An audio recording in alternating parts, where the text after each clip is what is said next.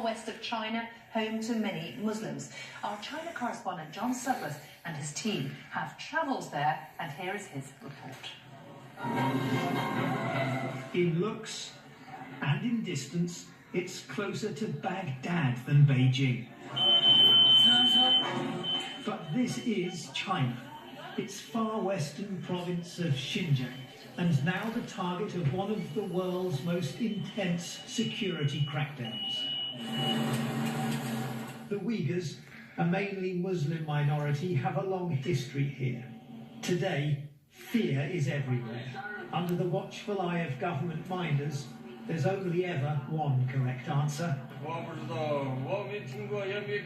I know nothing, he tells me. Life is good here. Moments later, armed police show up. This is the China visiting prime ministers never get to see. Police power here is all-pervasive and growing. Millions of residents are being forced to give DNA samples. Mobile phones are searched for sensitive religious content using handheld plug-in devices. And for those suspected of even the mildest disloyalty to Beijing, there's now a network of secretive detention camps in which thousands of Uyghurs have been locked up without trial. Close to what we believe is one of them, we're stopped from filming. China is building a total surveillance state. It's a place where saying, doing, or even thinking the wrong thing can get you locked up in an internment camp. And as you can see, it's a place where foreign journalists are certainly not welcome. Wherever we go in Xinjiang, we're constantly hassled, detained, monitored, and followed. Like thousands of Uyghurs, Abdurahman Hasan has fled to Turkey.